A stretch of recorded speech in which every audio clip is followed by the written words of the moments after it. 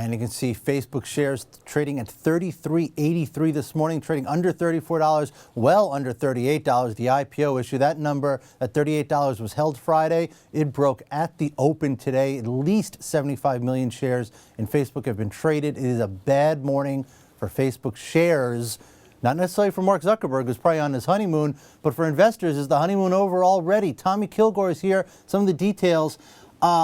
How big a blow is this psychologically for these shares? I think that's the main problem, is the psychological, that it makes the underwriters look bad. They priced it badly.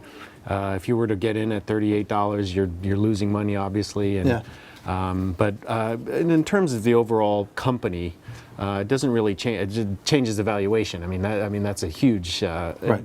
But investors should not believe that the IPO price is a bottom in a stock. They should just not believe that. The underwriters might want to protect that for, just for make themselves look good, that they were able to make a good pricing on it, but nobody can stop a market from falling below the IPO price. Right, they proved this. I mean, we had earlier this year, Carlyle had an IPO, and it was the same kind of issue where they held it at the IPO price for several days, actually. Right. With this one, it only lasted an afternoon. It lasted Friday afternoon.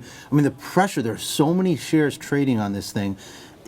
Did they really misprice it that badly? Why? Why did they misprice it so badly? I think they kind of the market environment was negative, and usually you see companies start to back off a little bit. Underwriters start to get worried about that, and they didn't. Facebook didn't. They actually they raised their more price, aggressive, and they put more shares out there. So I think they kind of misjudged the whole market environment. This environment right now is negative.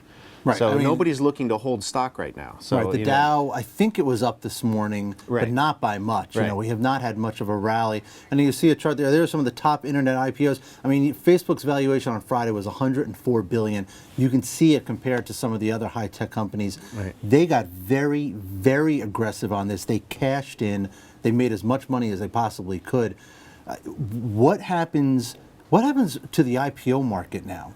I mean, is this a big blow for the IPO market? Are people going to say, "Oh God, Facebook, this thing was a train wreck. I don't want to go public"?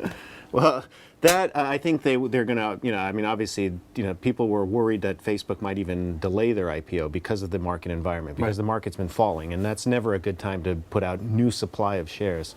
I think what this does is it's another black eye for Wall Street. I mean, this comes off a $2 billion trading loss of JP, $3 billion. I mean, we don't even know how much. It's still counting on that. And this just makes Wall Street just look greedy. Like they priced it too high. They cashed out at $38 wherever they got their pre-IPO shares. They cashed out, and it's the investors left holding the bag. Right. And you're looking at a chart there real quick of some of the other top IPOs.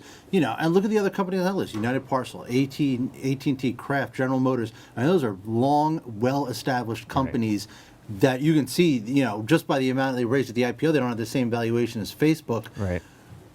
Does this get to is this going to bring it back to, I want to see a company that has a history, that has, more than a year's worth of earnings behind it before I invest in it? It almost seems like there was a general idea that, the whole greater fool theory would apply here in spades. They'd find a lot of people who used Facebook, who liked it, and thought, oh, I understand it, I get it, I'll go buy the shares. That didn't really happen, right? No. I mean, we've seen. I had some phone calls from like, "Hey, where can I buy stock?" I mean, people that didn't even know they needed a broker. They're looking for a reporter for shares. So you see a lot of different sides. You see that. You see people in Wall Street say that, "Oh, this is not a good deal." We need to see earnings before. I mean, a $104 billion company, you need to see something behind that, rather than just hope. Right. I could understand maybe 10 billion or in one of those other big IPOs, but this is a massive IPO. You look at the PE on this, even at $34, around $34.